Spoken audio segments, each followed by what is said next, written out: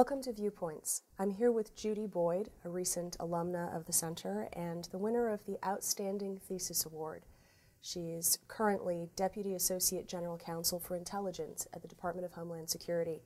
Judy, thank you for joining me. It's a pleasure to be here. Congratulations, first of all. Thank you. You have a very interesting thesis. It's not only the Outstanding Thesis Award winner, but it's about something very unusual. Can you tell us a little bit about the topic? Sure. I was interested in how Homeland Security is perceived by the public and wanted to do some research into the things that the public sees every day, like television shows, things on the internet, and figure out what's Homeland Security doing in the midst of all of these things that we could call popular culture. So I did some research into popular culture and some theories that have been around for a long time, like Zeitgeist theory, and some new theories called memetics. Tell me a little bit more about memetics.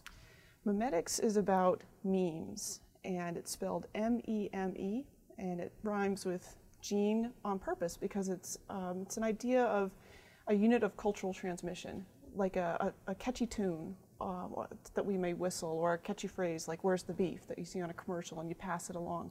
So a meme is something that I then pass on, say, to you. I liked it, it stuck in my brain, I pass it on to you, you go and you tell somebody else, and it spreads. It's similar to genes. Good genes pass on, bad genes don't pass on. Good memes pass on, bad memes may just fade away.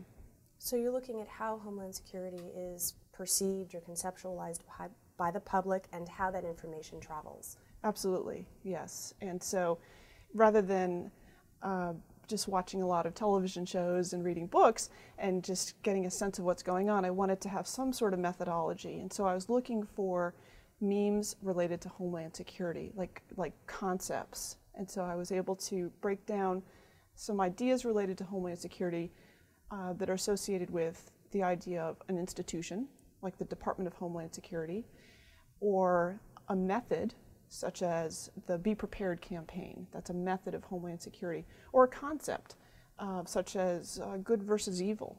And once I found these memes, then I could track how these ideas spread through our popular culture.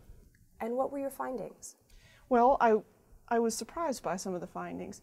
What I found is that the government, right after 9/11, intentionally raised some ideas to the public's attention through speeches, through policy documents, such as we now have this need for Homeland Security.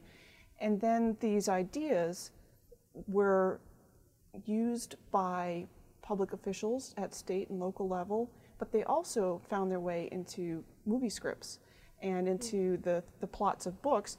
And some of the ideas are consistent with the way the government originally introduced them, such as some morphed. And then some morphed. Some varied in different ways. So you may find in, say, an episode of 24, the show with Jack Bauer and the Great Big Hero, they may reference the Department of Homeland Security, which really exists, but the Department of Homeland Security has come in and taken over a fusion center in a local area, Los Angeles. Now that's something that's not going to necessarily happen, but for television purposes, for plot purposes, that's the way the directors and the writers chose to do it. So we have a real idea that has morphed into something that works well for moving the story along. But the public only sees the end result. They may not be familiar with that original idea.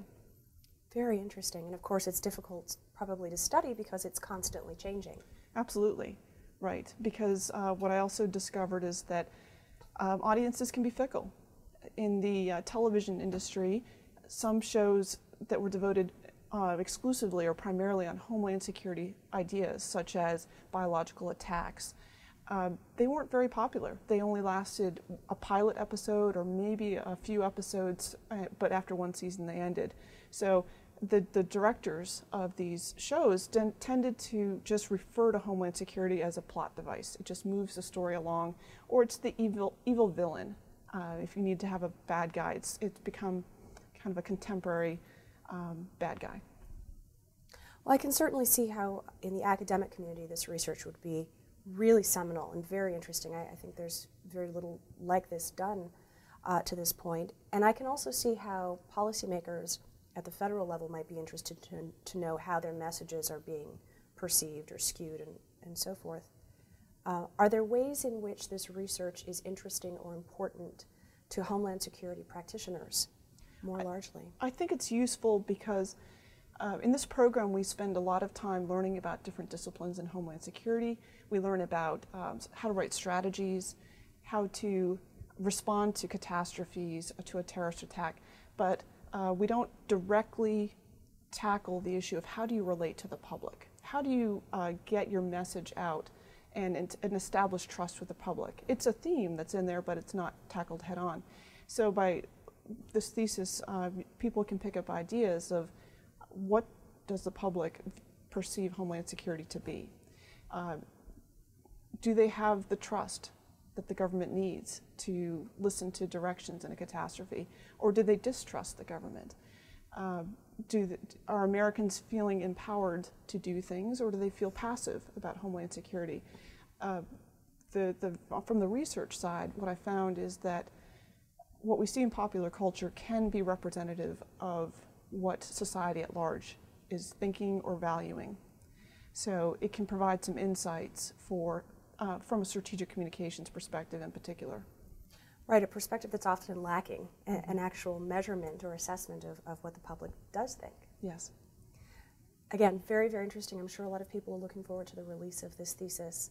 Judy, again, congratulations. Thank you for joining us, and good luck in the future. All right, thank you.